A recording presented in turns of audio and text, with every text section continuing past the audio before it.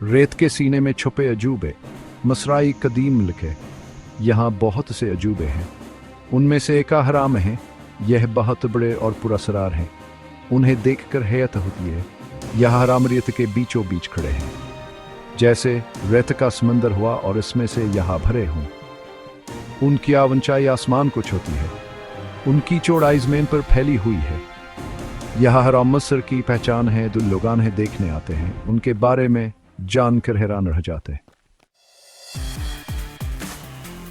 फरान का ख्वाब, गुलामों की मेहनत। अहराम मिस्र को बनाया किसने था, यह सवाल सबके जहन में आता है। उन्हें बनाने वाले फराइन थे। फरान मिस्र के कदीम बादशाह थे। फरान बहता, मीरा और ताकतवर थे।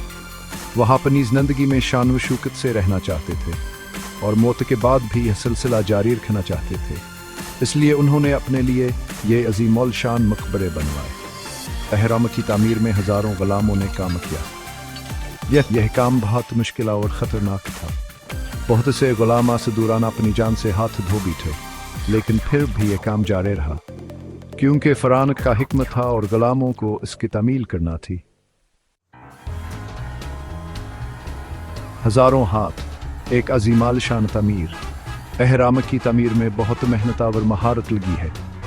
उन्हें बनाने के लिए बड़े बड़े पत्थर इस्तेमाल किए गए। ये पत्थर बहुत वज़नी थे, उन्हें दूर दराज से लाकर तराशा जाता था। उन पत्थरों को एक दूसरे पर अस्त्र रखा गया कि हम के बीच में सोई कीनो कभी ना आ सके। ये काम बहुत ही महारत तलब था। इस काम को करने वाले कारीगर बेहद माहिर थे।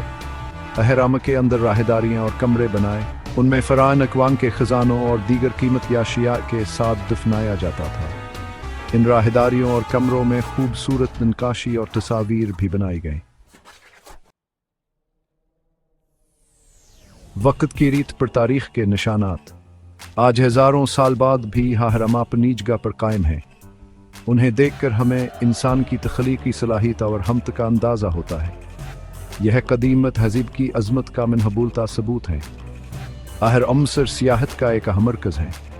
हर साल लाखों सियाहाने देखने आते हैं। यह अहराम मिस्र की तारीख़ और सकाफ़त का एक अहम हिस्सा है। अहरामों ने तारीख़ के तार चढ़ाव दिखे हैं। यह भी हमें माजी की याद दिला रहे हैं और हमें अपनी तारीख़ और सकाफ़त को महफूज रखने का दर्स दे रहे हैं।